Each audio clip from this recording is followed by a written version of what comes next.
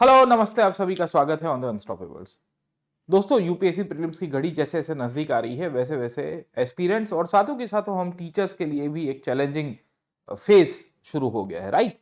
तो हम आज के सेशन के अंदर डिस्कस करने की कोशिश करेंगे कि पीवाईक्यूज के ट्रेंड के ऊपर से क्या यूपीएससी से सीखने को मिलता है। और आज का हमारा पीवाईक्यू का ट्रेंड है वो है लिटरेचर के ऊपर क्वेश्चंस। जी हाँ दोस्तों, एंशियंट हो, मिडिवल हो या इवन मॉडर्न लिटरेचर के पीरियड से भी आप देखोगे तो यूपीएससी के अंदर बहुत बार सवाल पूछे गए हैं।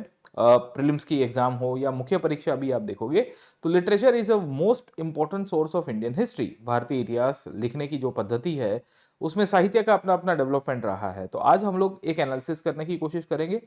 इस एनालिसिस के माध्यम से ये देखने की कोशिश करेंगे कि कैसे लिटरेचर बेस्ड क्वेश्चंस को अटेम्प्ट करना चाहिए, उसमें से भविष्य में कैसे क्वेश्चंस फॉर्म हो सकते हैं with respect to the ancient history, है ना। तो मैंने पिछले साल के अंदर एक पूरी की पूरी सीरीज ली थी जहां मैंने एंशिएंट लिटरेचर हो या मिडिवल लिटरेचर हो, भारत में रीजनल लिटरेचर हो, तमिल हो या कन्नड़ा हो या संस्कृत लिटरेचर हो, बुद्धिज्म का पाली लिटरेचर हो, जैन लिटरेचर हो, कैसे डेवलप हुआ है उसके ऊपर पूरा एक एनालिटिकल और फैक्चुअल सेशंस मैंने लिए हुए। बाय द वे, फैक्ट्स पूछी जाती है लिटरेचर के अंदर से। ये सवाल आपको पूछा गया था ह्यूएन सांग के कंटेक्स्ट पे और आपको बताना था कि ह्यूएन सांग ने क्या क्या चीजें ऑब्जर्व की थी with respect to Indian history. अब आप मुझे पूछोगे कि भाई इसमें कंसेप्ट कहाँ है, कंसेप्ट कुछ नहीं है, सीधा सीधा फैक्ट ही है। तो हमें फैक्ट इसके बारे में याद रखनी चाहिए और फैक्ट के आधारित ही हम लोग एनालिसिस करके आंसर भी सॉल्व करने की कोशिश करेंगे, ठीक है। तो लिटरेचर में दोस्तों 3 से 4 प्रकार के सवाल आपको पूछे जाते हैं। एक सवाल आता है नेचर ऑफ क्वेश्चंस के कंटेक्स्ट में, आप देखोगे तो वो है name of the books. Books का नाम पूछ देगा, ऑथर के साथ आपको बताया जाना है। लोकल ऑथर होगा या फॉरेन ऑथर होगा। लोकल ऑथर कोई कोर्ट ऑथर हो सकता है, जो राजा के दरबार में बैठा होगा कोई व्यक्ति, वो एक्सप्लेन करने की कोशिश करेगा लिटरेचर को। कभी कभी लिटरेचर की नेचर और थीम के ऊपर से आता है, खास करके वुमेन की कंडीशंस के ऊपर आप देखोगे, स्लेवरी की कंडीशन के ऊपर आप देखने की कोशिश करोगे सर, ठीक है। वहां से आता है कीवर्ड्स, पूछता है कि मीनिंग बता दो, है ना, ये फलानी टर्म है लिटरेचर के अंदर, उसकी टर्मिनोलॉजी बता दो सर, ठीक है। उसके साथ साथ आपको मैच द फॉलोइंग आता है। मैच द फॉलोइंग के अंदर 3-4 बुक्स के नाम दे देगा और आपको बताना होगा कि भाई कैसे अलग अलग प्रकार की बुक्स कौन से ऑथर्स के द्वारा लिखी गई है, सही है या गलत है।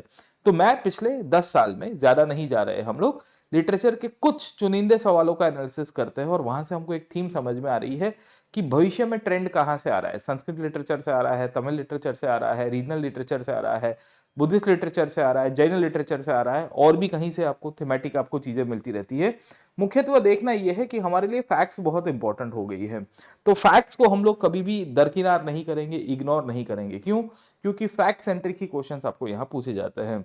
ये सेशन की पीडीएफ आपको डिस्क्रिप्शन बॉक्स के अंदर मिल जाएगी। बाय द वे, सेशन शुरू करने से पहले अगर आप यूपीएससी की तैयारी फाउंडेशन से करने की कोशिश कर रहे हो और आपको यही प्रॉब्लम्स आ रही है तो मैं आपको वेलकम करता हूं अनअकैडमी पे। जी हाँ दोस्तों, एट 18 मंथ सब्सक्रिप्शन आपको 24,999 के अंदर अवेलेबल है, जहां इंडिया के टॉप एजुकेटर्स, मैं कहूंगा कि जैसे मैं हिस्ट्री पढ़ाता हूँ, polity, geography, CSAT, current affairs और इकोनॉमी सर, ठीक है, इकोनॉमी और इकोनॉमी के करंट अफेयर्स के लिए हमारे पास बहुत ही खास टीम है।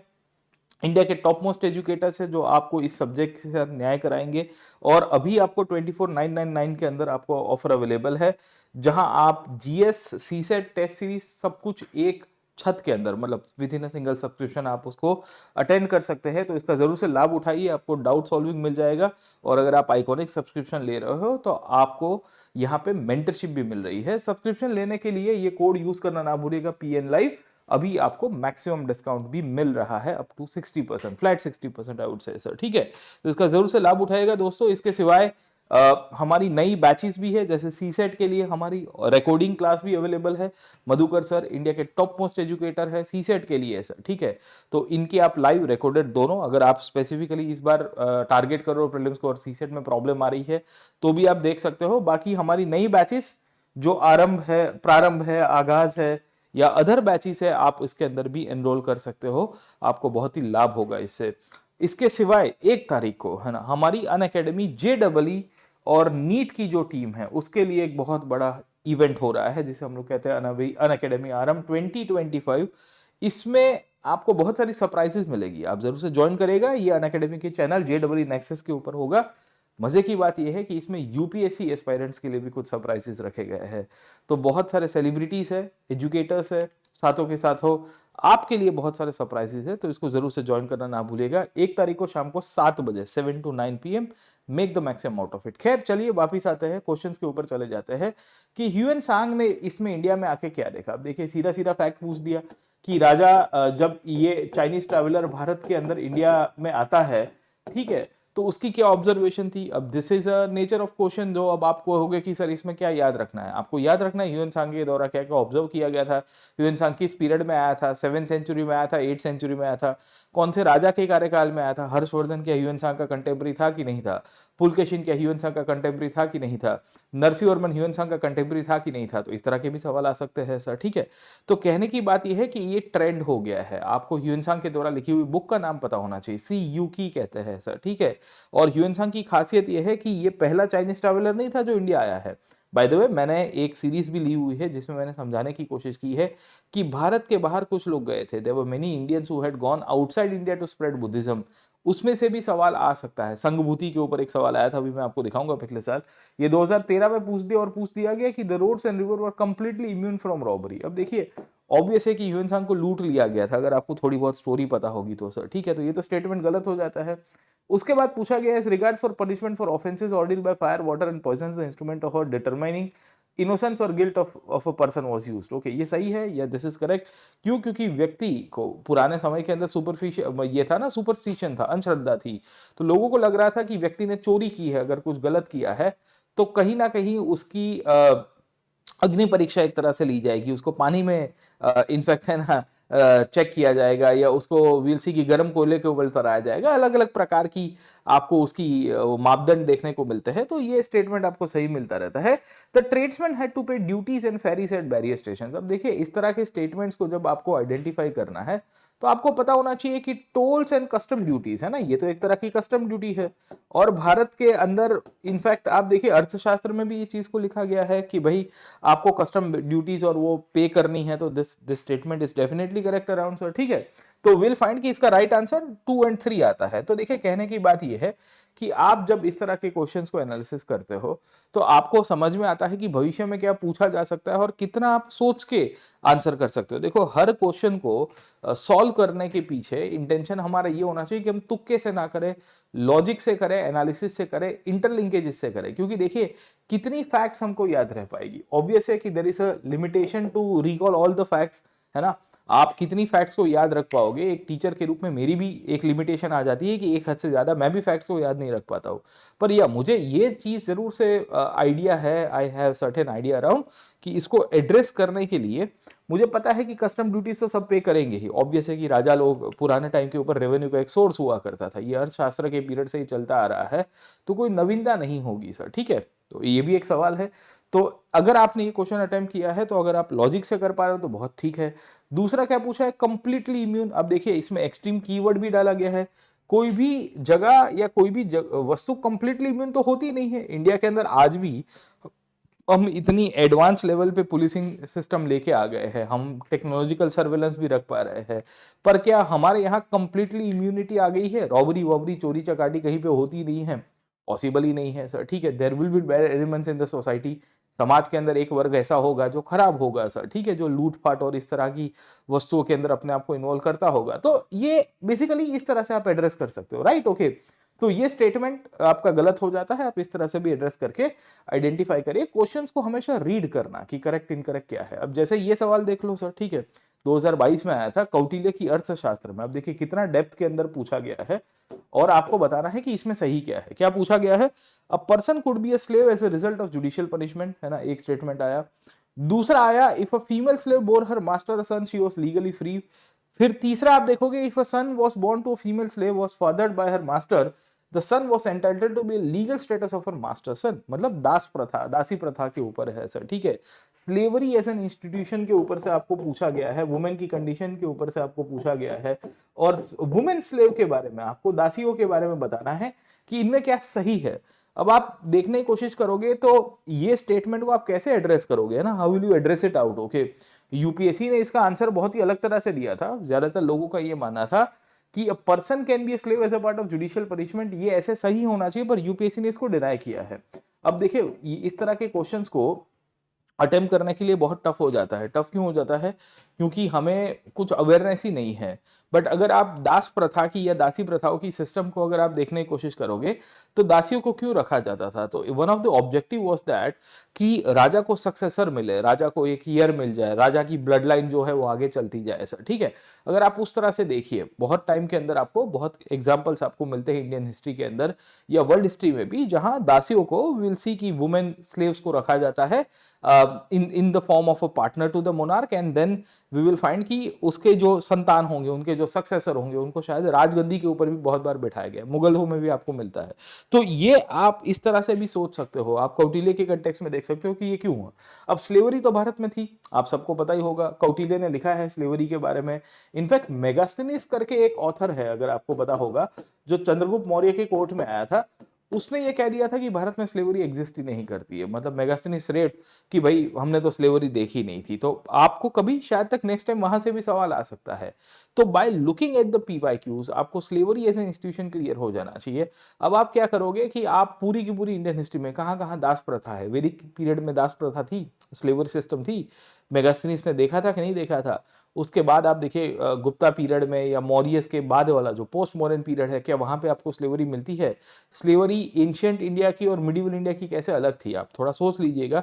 क्योंकि इबन बतूता करके एक ऑथर है, अगर आपको पता होगा, वो आया था यहाँ तुगलक डायनेस्टी के कार्यकाल में, somewhere in the period of 1330s and 1340s, okay.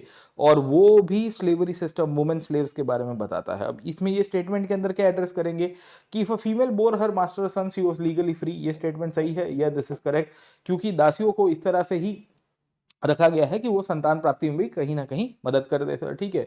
फिर पूछा गया है कि if a son born to female slave was father by master, the son was entitled to legal status of the master son. या this is correct, क्यों? क्योंकि basically उसके जो मास्टर है, उसकी जो ओनर है, उसकी ब्लड लाइन तो यहाँ पे ही उसको स्टेटस। और मैंने बताया कि भाई समाज पेट्रियार्कियल था, तो ये पेट्रियार्की की बेसिकली सिस्टम के अंदर भी आपको देखने को मिलता है, राइट और रॉन्ग सर, ठीक है। तो because of the patriarchal nature of the society, Bharatiya Samaj की जो प्रकृति थी वो कैसी थी? पेट्रियार्कियल थी। ये भी एक कारण बन के आया है जिसके माध्यम से हम आइडेंटिफाई कर सकते हैं। अब ऐसे क्वेश्चंस को अटेम्प्ट करना चाहिए, मैं कहूंगा जरूर से करना चाहिए, क्योंकि इसको आपको लॉजिक से सॉल्व करना है, नो डाउट सर, ठीक है। और क्वेश्चंस के स्टेटमेंट भी बहुत टफ थे सर, ठीक है, मैं क्यों बता रहा हूं।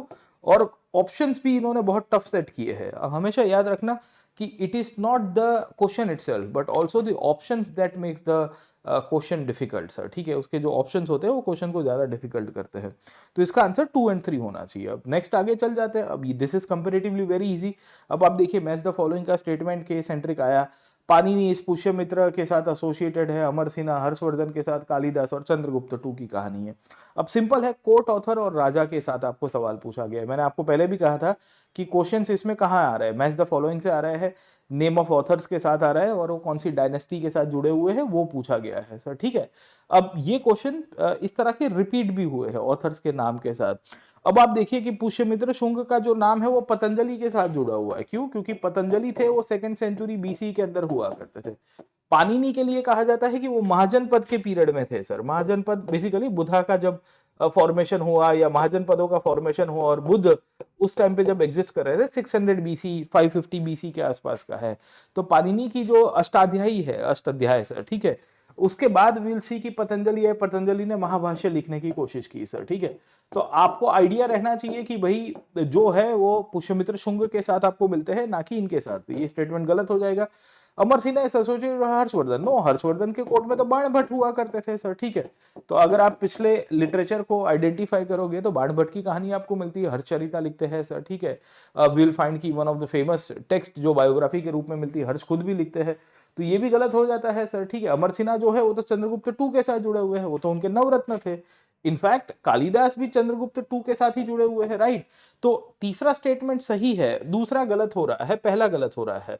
अब आपको चंद्रगुप्त टू के नवरत्न पता होना चाहिए। आप क्या करोगे कि इसमें से पोटेंशियल क्वेश्चन जो बनेगा वो और क्वेश्चन भी बन सकता है। आपको समुद्रगुप्त के ऊपर से भी आ सकता है, हर्ष के द्वारा कौन सी काव्य रचनाओं की रचना की गई है या कौन सी किताबों की बेसिकली राइटिंग की गई है, वहां से भी आपको क्वेश्चन पूछा जा सकता है। तो यू शुड बी प्रिपेयर्ड, है ना, आपको उसकी प्रिपरेशन क्लियर हो जानी चाहिए। कि अगर आपको लिटरेचर से इस तरह के क्वेश्चन आ रहे हैं, अब they are very factual nature.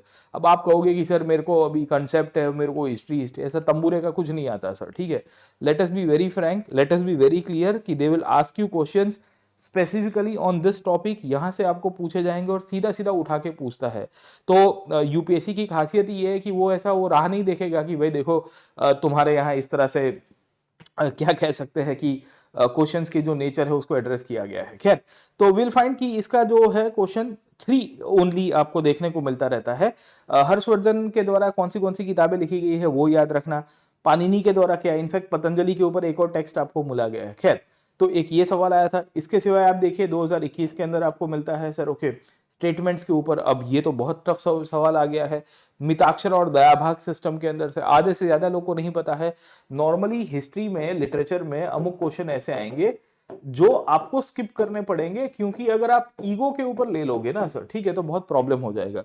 पर अगर आप थोड़ा भी बेसिक पढ़ के गए हो, if you are studied the little bit of basic and the nature of the Indian society, आप शायद तक एड्रेस भी कर सकते हो। अब जैसे ये सवाल की कहानी क्या है सर, ठीक है। एक पूछा गया कि Mitakshara was a civil law for upper caste and Dayabhaga was a civil law for lower caste. अब देखिए मिताक्षरा सिस्टम की खासियत, आप अगर आप पिछले लिटरेचर को थोड़ा बहुत पढ़ के गए हो तो आपको पता चलता है कि भाई मिताक्षरा एक ऐसी सिस्टम है जो याज्ञवल्क्य और उसके बाद सब्सिक्वेंटली हमें ये पता चलता है कि इनके द्वारा आइडेंटिफाई की गई थी। क्या कहते हैं, over a period of time by Vigyaneshwara. Vigyaneshwara करके एक ऑथर हुआ करते थे जिन्होंने इसके ऊपर पूरी हिंदू सक्सेसर लॉ के ऊपर कमेंट्री लिखी गई है। तो और दया भाग जो थी वो जिमुत वाहन के द्वारा लिखी गई है। तो ये तो सीधे सीधे तौर के ऊपर एक दूसरे को काउंटर किया जा सकता है एक तरह से, अगर आप देखें तो this can be countered around as well, right sir, ठीक है। तो पहली कहानी आपको ये क्लियर हो जानी चाहिए कि ये मिताक्षरा दया भाग के अंदर हम लोग कैसे इसको आइडेंटिफाई करके और डिफाइन करने की कोशिश करेंगे। तो ये तो गलत है, अपर कास्ट लोअर कास्ट के लिए आपको नहीं मिलती है। अब क्या पूछा गया है सर, ठीक है, इसमें पूछा गया है कि in the Mitakshara system the son can claim the right to the property during the life time where as the Dayabhaga only after the death. अब देखिए ये सक्सेशन लॉ के ऊपर है, आधे लोग को समझ में आता है, आधे लोग को नहीं पता आता है, इतनी डेप्थ में कोई पढ़ता नहीं है क्योंकि ये तो लीगल सिस्टम का पार्ट था उस पीरियड में, राइट। अब तीसरा स्टेटमेंट भी देख लो, क्या पूछा गया है कि the Mitakshara system deals with the matters related to property by male members only of a family, while Dayabak system deals with the matters related to property held by both male and female members of the family। अब देखिए ये इस तरह के जो questions आते हैं ना, इसमें आपको एक नेचर ऑफ लिटरेचर पता होना चाहिए भारतीय इतिहास के अंदर कि समाज पैट्रियार्कियल था, अभी भी मैंने आपको बताया पहले भी सर, ठीक है, जिसमें वुमेन की राइट्स के कंटेक्स्ट में आपको अगर आपको थोड़ी बहुत चीजें क्लियर होगी तो वो अलाउड नहीं था, मतलब स्त्रियों को ज्यादा अधिकार नहीं थे प्रॉपर्टी को लेके, हस्बैंड को लेके या फादर की प्रॉपर्टी को लेके सर, ठीक है। अब यहाँ पूछा गया है कि यहाँ मेल एंड फीमेल मेंबर्स दोनों के द्वारा राइट्स के बारे में बोला गया है। तो अगर आपको थोड़ा भी आइडिया होता है इसके अंदर से, little bit you have studied around sir, ठीक है, तो आपको आइडेंटिफाई करके क्लियर हो जाना चाहिए कि इसमें फीमेल मेंबर्स के पास उतने राइट्स नहीं है एंड इसके बेसिस के ऊपर से आपका 2 ओनली राइट होगा। अब देखिए इसमें से और क्या सवाल आएंगे, किसने लिखा है Mitakshara sir, who wrote Mitakshara system sir, ठीक है ना। तो विल सी कि विघ्नेश्वरा के नाम के एक ऑथर हुआ करते थे, उनकी कहानी आपको मिलती है। दया भाग बेसिकली कौन लिखते हैं, जिमुत वाहन के द्वारा इसके ऊपर कमेंट्री लिखी गई है। ये कहां से बिलोंग करते थे, where they belong to sir, ठीक है। आपको ये भी सवाल आ सकता है विघ्नेश्वरा कौन से डायनेस्टी से बिलोंग करते थे, कौन से राजा के कंटेम्परी हुआ करते थे, वैसे भी सवाल आएंगे, तो तब आप क्या गरबे करोगे सर, ठीक है। तो देखिए पीवाईक्यूज को एनालिसिस करिए और उसमें से ये देखने की कोशिश करिए कि नए क्वेश्चंस कैसे बन सकते हैं। आप में से ज्यादातर लोगों के साथ प्रॉब्लम क्या होता है कि आप एनालिसिस करके उसके ऑप्शंस को नहीं देखते, या क्वेश्चंस में जो फैक्ट्स दी गई है उसको और एनालिसिस करिए सर, ठीक है। देखिए कि भाई अच्छा 2 लाइनें मिताक्षरा के ऊपर पढ़ के जाते हैं, कौन थे विघ्नेश्वरा, वो कौन से डायनेस्टी से बिलोंग करते थे, कौन से राजा के कोर्ट में बैठते थे, मुझे पता है सर, ठीक है, पर मैं उसको अभी एक्सप्लेन करने नहीं जा रहा हूं, मैं आपको हिंट दे रहा हूं कि पीवाईक्यू से आपको फ्यूचर के क्वेश्चन बनाए जा सकते हैं और वो क्वेश्चंस को कैसे आप एड्रेस करेंगे। खैर ठीक है, तो ये क्वेश्चन टफ था। अब आधे से ज्यादा लोग को अगर कुछ भी नहीं पता तो you have to skip around, थोड़ा पता है तो आप इसका आंसर कर सकते हो। इसका right answer most probably 2 only है as per the UPSC answer की एज वेल। खैर नेक्स्ट क्वेश्चन के ऊपर चलते हैं, देखते हैं संगम लिटरेचर। अब देखिए 2022 में और 23 में कंसेक्यूटिव 2 साल संगम लिटरेचर के ऊपर से सवाल आया है। इन 2022 and 2023 both years will find the questions on Sangam literature. अब क्या पूछा गया है, संगम लिटरेचर के ऊपर से पूछा गया है कि स्टेटमेंट सही क्या है। अब यहाँ पे आप देखोगे तो नेचर ऑफ लिटरेचर आपको पूछा गया है, पर नेचर के साथ आपको फैक्ट्स भी रिकॉल करनी पड़ेगी, है ना। देखिए संगम लिटरेचर में एक चीज बहुत अच्छी है, क्योंकि टेक्स्ट का नाम नहीं पूछता। तमिल लिटरेचर के अंदर जो भी टेक्स्ट लिखी गई है सर, ठीक है, ऑब्वियस है कि इसमें हजारों कविया है, कविता है, काव्य रचनाएं है, तो उतना तो हम लोग को याद रखने में बहुत दिक्कत हो जाएगी, राइट। बट ये हमको उतना तो एक्सपेक्टेशन यूपीएससी के द्वारा होता ही है कि भाई साहब आप जो है उसके नेचर को थीम लाइन के हिसाब से याद रखो। तो इसे हम लोग कहते हैं थीम ऑफ लिटरेचर। भविष्य में और भी इसके रिलेटेड फैक्ट्स से सवाल आएंगे। क्या पूछा है कि Sangam poems are devoid of any material culture. अब आप देखिए डिवाइड का मतलब है कि इसमें कुछ है ही नहीं जो मटेरियल कल्चर। अरे भाई यहाँ पे आपकी टिनाई का एक कल्चर चलता था। Tinai is the 5 geographical region, जिसके बेसिस के ऊपर संगम किंगडम्स को इन्होंने डिस्ट्रीब्यूट किया था। कुछ डेजर्ट एरिया में थे, कुछ फर्टाइल एरिया में थे। इनफैक्ट यहाँ पे व्यापार हो रहा था, तो we will come to know कि ये गोल्ड वोल्ड की ज्वेलरी और बाकी सारे बनाते हैं। सिटीज अर्बनाइजेशन का डेवलपमेंट रहा था, पोर्ट्स का था। तो पूछा है डिवाइड है। अब ये स्टेटमेंट तो एक्सट्रीम है ना सर, तो आप ये एक्सट्रीम स्टेटमेंट को एलिमिनेट कर सकते हो, राइट। फिर पूछा गया the social classification of varna was known to Sangam poets. ये सही है या दिस इज करेक्ट। क्यों? क्योंकि संगम पीरियड को बेसिकली अगर आप हिस्ट्री के अंदर देखोगे तो द डॉन ऑफ आर्यनाइजेशन कहते हैं। कि ए नीलकंठ शास्त्री करके एक ऑथर है जो साउथ इंडिया की हिस्ट्री के ऊपर उन्होंने लिखा है। उन्होंने कहा है कि दक्षिण भारत में जो आर्य कुलीन या आर्य समाज की व्यवस्था, जो आर्यनाइजेशन हुआ, आर्य समाज मतलब बेसिकली जो नॉर्थ इंडिया का नॉर्थ साउथ का इंटरफेस जो है वो एक हो रहा है, वो संगम पीरियड में हुआ था। अगस्त्य ऋषि लेके गए थे, तो ये वर्ण व्यवस्था के बारे में पता है। इनफैक्ट धीरे धीरे यहाँ पे भी वर्ण व्यवस्था का क्रिएशन हो जाता है। फिर पूछा गया है कि द संगम पोएम्स है no reference to warrior ethics. अब देखिए नो रेफरेंस, इनफैक्ट आपको भी पता होगा कि संगम पीरियड के अंदर जो राजाओं का इतिहास लिखा गया है उसमें क्या था। उसमें यही तो बोला गया है कि इसमें राजा योद्धा के रूप में लड़ते थे। इसमें यही तो लिखा गया है कि राजा जो है युद्ध करने जाते थे। इनफैक्ट ओके, उनके लिए अलग अलग प्रकार की रिचुअल्स होती थी। ये रिचुअल्स में अगर आपको थोड़ा आइडिया होगा तो अगर कोई योद्धा की मृत्यु हो गई है तो उसके लिए एक वॉरियर टोम्बस्टोन लगाया जाता था, उसको कहते थे नडुकाल वर्शिप। ओके, नेक्स्ट टाइम पूछा जा सकता है कि व्हाट इज नडुकाल वर्शिप, तो आपको क्लैरिटी हो जानी चाहिए सर, ठीक है। तो ये भी गलत है, तो आपको ये चीज भी मिल रही है कि भाई देखो this statement is also wrong sir, ठीक है। तो वी विल फाइंड कि there is no reference to warrior ethics, this is wrong. The social classification of varna was known to the Sangam poets. फिर पूछा गया है कि the Sangam literature refers to magical forces as irrational. ये भी गलत है। क्यों? मैं बता रहा हूं, उसके पीछे का मुख्य कारण आपको यहां से देखने को मिलता रहता है कि ये लोग जादू मैजिकल फोर्सेस में मानते थे। एक फोर्स के बारे में मानते थे जिसे हम लोग कहते हैं अनाकू सर, ठीक है। Ananku was kind of a magical force जो इन लोग को लगता था कि वुमेन के अंदर, स्त्रियों के अंदर आ जाता है। आप पढ़ोगे सर तो आपको एक आइडिया रहेगा, तो आप रिकॉल करके इसको आंसर कर सकते हो। तो आपको इसका राइट आंसर जो होना चाहिए वो बी देखने को मिलता रहता है, the social classification of varna was known to the Sangam. क्योंकि ये भी गलत है, ये भी गलत है, ये भी गलत है सर, ठीक है। तो संगम से है फैक्चुअल सवाल। एक और आपको देखने को मिलता है वत्ता किरुतल पूछ दिया संगम पोएट्री के अंदर से। आप देखिए, अब इसकी आपको टर्मिनोलॉजी का मीनिंग देना है कि व्हाट इज वत्ता किरुतल सर, ठीक है। अगर आपको फिर रिकॉल तो करना ही पड़ेगा फैक्ट्स को कि भाई संगम पीरियड में आपने क्या क्या चीजें देखी थी। अब जैसे पूछा गया वत्ता किरुतल का मतलब क्या है, आप सीधा सीधा है, फैक्चुअल सवाल है सर, ठीक है। अटेम्प्ट करोगे, स्किप करोगे, बहुत टफ हो जाता है, पर आपने कहानी के रूप में याद रखा होगा तो आपको आइडिया रहेगा। King employing bodyguards. अब किंग एम्प्लॉइंग वुमेन बॉडीगार्ड्स जो है वो खाली मॉरियस में आपको मिलता है, मेगास्थनीज ने इसके बारे में लिखा है। वत्ता किरुतल की कहानी नहीं मिलती है। एक है learned person assembling in royal courts to discuss religious and philosophical matters. अब होता है, पर वत्ता किरुतल कीवर्ड नहीं मिलता है। Young girls watching over agriculture and driving over birds and animal. यार ये तो पूरा मतलब वो है अनरियलिस्टिक हो जाता है, ये भी गलत हो जाता है। फिर आप देखिए बी और डी में कंफ्यूजन होता है। A king defeated in battle committing ritual suicide by starving himself to death. अब देखिए संगम पोएट्री में आप देखिए 2022 का अगर आपने आंसर सॉल्व किया होता तो मैंने बताया कि there is no reference to warrior ethics, in fact there is reference to warrior ethics. Okay, so in the Sangam period because warriors were very much respected, अगर आप योद्धा के रूप में लड़े हो और आपकी मृत्यु हो जाती है तो समाज आपको बहुत स्वीकारता है। पर ऐसा राजा अगर हार गया तो क्या करेगा? तो राजा कहेगा कि यार मेरी तो गजब बेइज्जती हो गई है, मैं तो यहाँ पे रुक नहीं सकता हूँ सर, ठीक है। समाज मेरे ऊपर आगथू आगथू करना शुरू कर देगा। तो राजा जो है वो अपने आप को रिचुअल स्टारवेशन में डाल देता है। रिचुअल स्टारवेशन का मतलब ये है कि राजा को जो वॉरियर एथिक्स के अगेंस्ट में, क्योंकि वो हार गया है और योद्धा के रूप में उसकी मृत्यु नहीं हुई लड़ते लड़ते, तो कहेगा कि मैं अपने आप का ही नाश कर देता हूं। I will defeat my self, I will kill my self ultimately sir, ठीक है। तो इसका जो राइट आंसर होता है वो डी आपको मिलेगा सर। है इसका राइट आंसर अगर आप देखोगे तो you will find answer D. अब वत्ता किरुतल से सिवा और आपका कौन सा कीवर्ड है? एक बार एरीपट्टी पूछ दिया, एक बार तनियरु पूछ दिया गया। There are other keywords which are part of the Sangam literature. In fact Sangam literature से नेक्स्ट टाइम मुझे लग रहा है ये टेक्स्ट के नाम पूछ देगा। टोलकपियम किसके द्वारा लिखी गई है, राइट और रॉन्ग सर, ठीक है। थिरुकुलार की हिस्ट्री क्या रही है, तिरुवल्लुवर ने क्या थीम के अंदर लिखा गया है। संगम लिटरेचर में अगम और पूरम की क्या इंपॉर्टेंस रही है, क्या संगम टेक्स्ट एक ही पीरियड में कंपोज किए गए थे या उसकी कंपोजिशन सीक्वेंशियल वे में क्रोनोलॉजिकली बाद में भी हुई है। So there are various variety of questions that can be formed out of it. इसमें से सैकड़ों वैरायटी के क्वेश्चंस बन सकते हैं दोस्तों।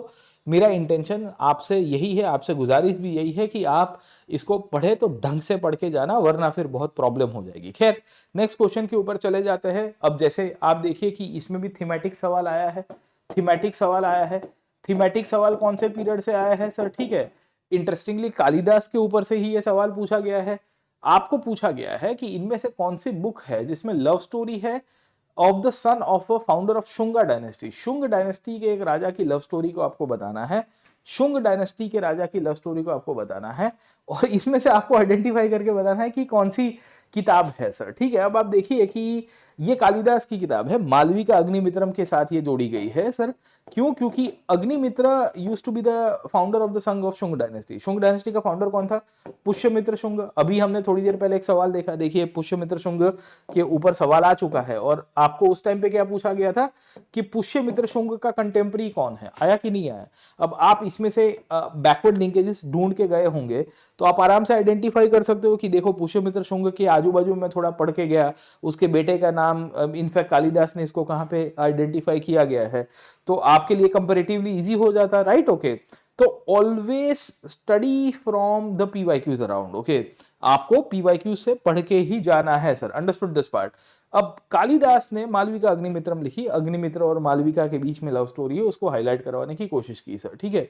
मेघदूतम भी कालिदास की है सर, ठीक है, this is also written by Kalidas only. But then what is the difference, क्योंकि इसमें अग्निमित्र और मालविका, देखिए ये शब्दों को भी आप तोड़ के आइडेंटिफाई कर सकते हो कि Agnimitra was the son of the Pushyamitra Shunga and Malavika के साथ उनकी लव स्टोरी की कहानी मिलती है। अब देखिए रत्नावली जो है वो मुख्यतः हर्षवर्धन के साथ जुड़ी हुई है। अब देखिए हर्षवर्धन के ऊपर एक सवाल आया था, अभी हमने स्टेटमेंट देखा सर, ठीक है, ये आया ना कि Amar Sinha is associated with Harshavardhan. अगर आप पीवाईक्यू सॉल्व करोगे और उसके इर्द गिर्द के 2-3 स्टेप्स आगे पीछे करके देखने की कोशिश करोगे तो you will be able to come to the conclusion कि आप आगे कैसे क्वेश्चंस को आंसर कर सकते हो सर, ठीक है। तो विल फाइंड कि ये तो हर्षा के द्वारा लिखी गई है, आपको क्लियर हो जाना चाहिए कि इसमें तो कुछ कहानी है नहीं सर, ठीक है। स्वप्न वासव दत्त अगर आप देखोगे तो वो over period of time Gupta period के अंदर आपको मिलती है और उसमें जो है वो वासव दत्त की कहानी है सर, ठीक है ना। मतलब प्रद्योत करके एक राजा था उज्जैन का और उसकी डॉटर की कहानी आपको देखने को मिलती है विथ रूलर ऑफ वत्स। और ये बेसिकली राजा की लव स्टोरी है, राजा और रानी की सर, ठीक है। पर इसमें शुंग डायनेस्टी की कहानी नहीं मिलती, इसमें अवंती की कहानी मिलती है सर, ठीक है।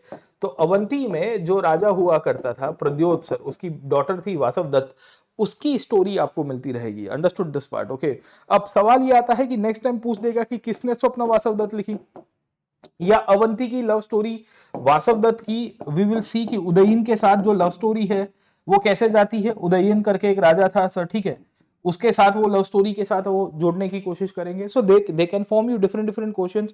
तो इट इज द ऑप्शंस जो भविष्य में पूछे जाएंगे। याद रखना हर्षवर्धन के द्वारा और कौन सी नाट्य रचना की गई है, काव्य रचना की गई है, आपको क्लियर हो जाना चाहिए सर, ठीक है। तो ये हो गई कालिदास की और भी रचनाएं आपको याद रखनी है। कालिदास संस्कृत में लिखते थे, प्राकृत में लिखते थे, ये भी भविष्य में सवाल आएगा सर, ठीक है।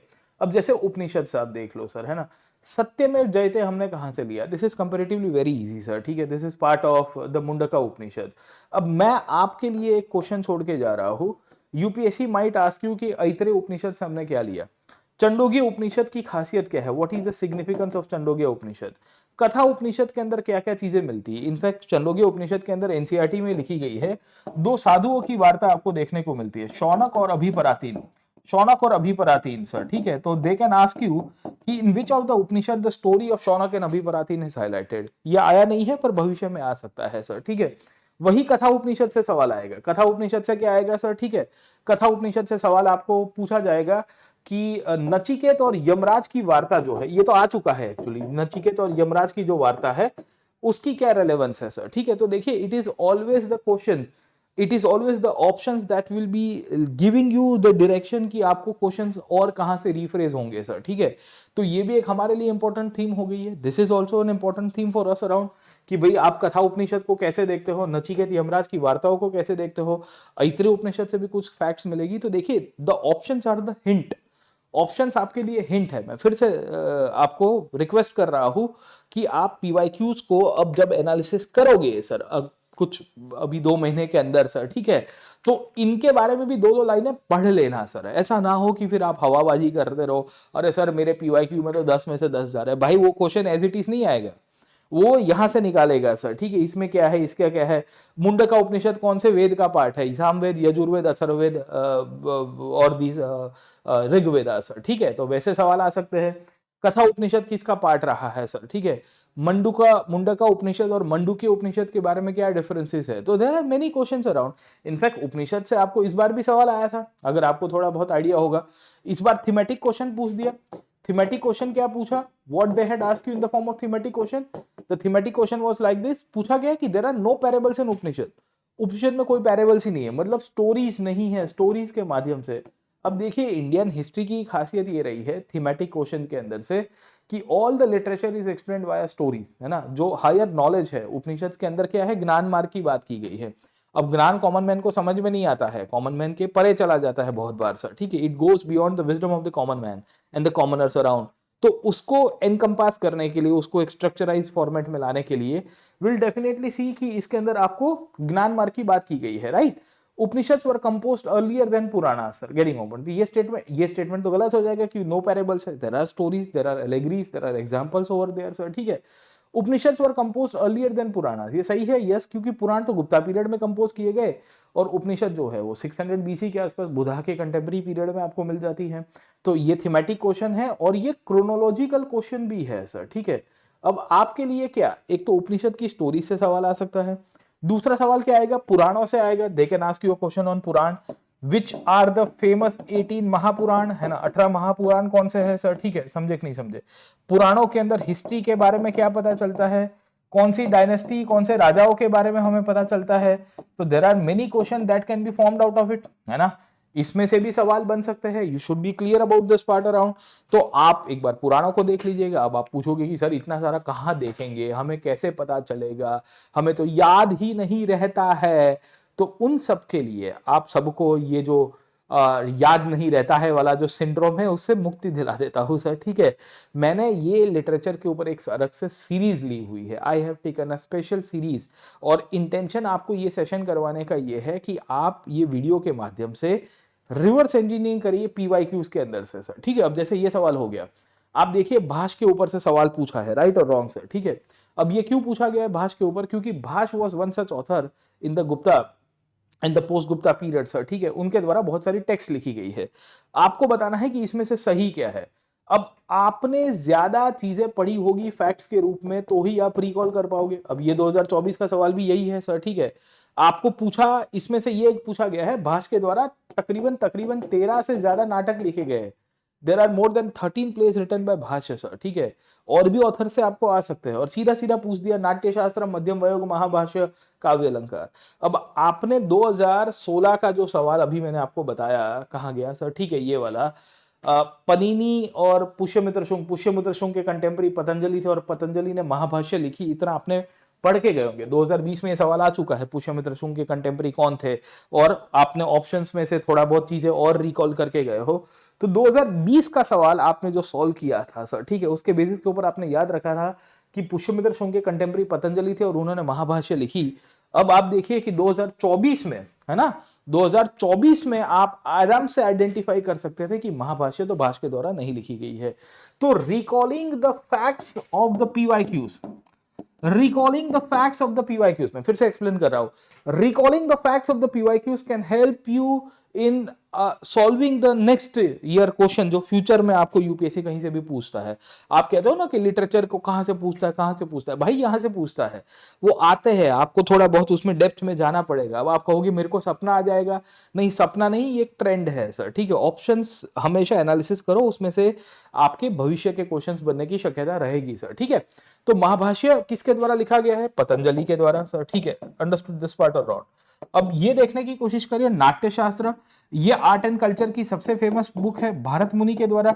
इनफैक्ट जो भी बच्चा आर्ट एंड कल्चर को अच्छा से पढ़ के जाता है वो तो उसको आइडेंटिफाई हो ही जाता है कि भाई क्या सही है। अब सवाल ये आता है कि भाई काव्य अलंकार और मध्यम वयोग है, इसमें कंफ्यूजन होता है। अब ये फैक्ट आपको पता होनी चाहिए। ये फैक्ट के कंटेक्स्ट में काव्य अलंकार के बारे में ये कहते हैं कि भामह करके एक ऑथर हुआ करते थे सर, ठीक है। भामह ये डंडिन के कंटेम्पररी थे। डंडिन वाज अ ऑथर जिन्होंने 7th सेंचुरी में एक किताब लिखी थी 10 Kumar Charitam. 10 Kumar Charitam was a book on 10 princes, है ना, 10 राजाओं के 10 युवराजों की कहानी आपको मिलती रहती है। तो ये आपको क्लियर है, तो इसका आंसर फिर आपका सी हो जाएगा, राइट। तो देखिए कि आपने पिछले साल के पीवाईक्यू सॉल्व किए होते अच्छी तरह से, उसके ऑप्शंस को रिकॉल किए होते, तो you would have answered this kind of questions as well. तो कहने की बात मेरी ये है कि भाई लिटरेचर को आप मतलब है ना इजीली मत लीजिए सर, ठीक है। अब जैसे ये सवाल देख लो, इंडियन हिस्ट्री के कंटेक्स्ट में पूछा गया है, आपको बताना है कि इनमें से कौन सी जैन टेक्स्ट है। अब देखिए जैनिज्म में तो सैकड़ों किताबें हैं, जैनिज्म में तो आपको सैकड़ों की किताबें देखने को मिलती रहती है।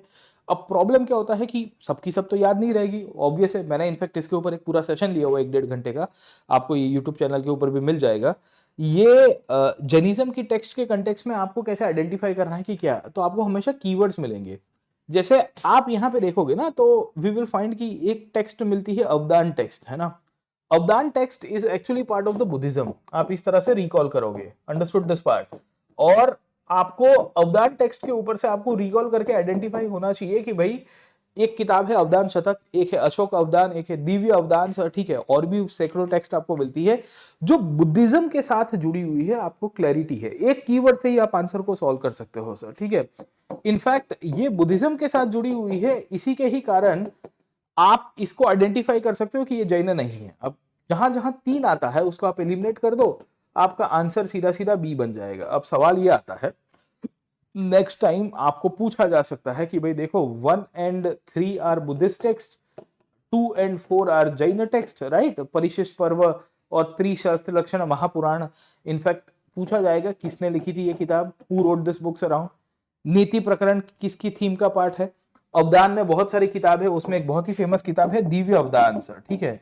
दिव्य अवदान की कहानी, अशोक अवदान की कहानी में बेसिकली हमें बहुत सारी चीजें पता चलती है with respect to political history related to Buddhism as well, okay.